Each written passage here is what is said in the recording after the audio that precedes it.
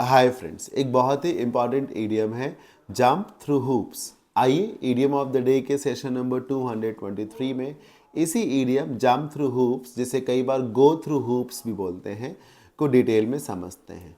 तो jump through hoops या फिर टू गो थ्रू हूप्स का मतलब है to go through a complex process और take risk to achieve something. मतलब एक तरीके से जब आप बहुत मेहनत कर रहे हो, रिस्क ले रहे हो, कठिनाइयों का सामना कर रहे हो, why because you have to achieve something, jump through hoops. अब समझिए ना, जब ये था कि राम को सीता को वापस लेकर आना ही था, तो क्या ये बहुत सरल था? एक तो सरल इसलिए भी नहीं था कि रावण बहुत ताकतवर था, और दूसरी परेशानी बीच में बहुत बड़े समंदर का होना था। But everyone was ready to jump through hoops, क्योंकि उनको ये मालूम था कि उनका ये टारगेट है और उन्हें ये पूरा ही करना है। So when you have a set target, तो आप जो इसके बीच में जो चैलेंजेस होते हैं, ऑब्स्टेकल्स होते हैं, जिनसे आप लड़ते हो, झगड़ते हो, लेकिन आप आगे भी निकलते हो ना, that's called jump through hoops.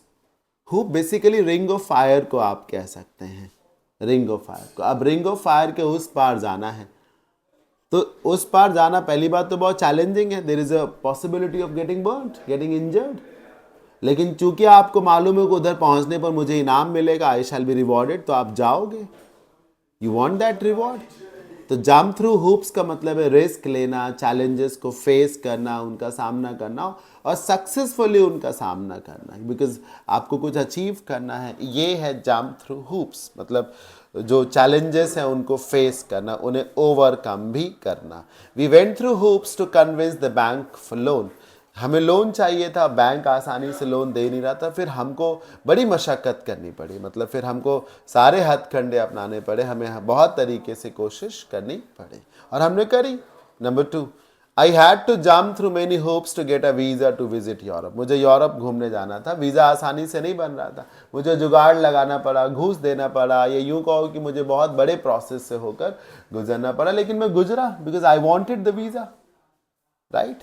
Number 3, the employee will have to go through hoops to get his salary increased। अब अगर एम्प्लॉय को अपनी सैलरी इंक्रीज करानी है, तो मतलब management is not going to increase salary easily. उसको कन्विंस करना पड़ेगा, गारंटी देनी पड़ेगी, समझ रहे हैं ना? तो उसे चैलेंजेस को फेस करना पड़ेगा। A task that is not going to be easy, but you are not hesitating to do it either. एक काम जो बिल्कुल भी सरल नहीं, लेकिन आप उसे करने से डर भी नहीं रहे। You are ready to go through hoops, you are ready to jump through hoops to pass a barrier, to pass a barrier.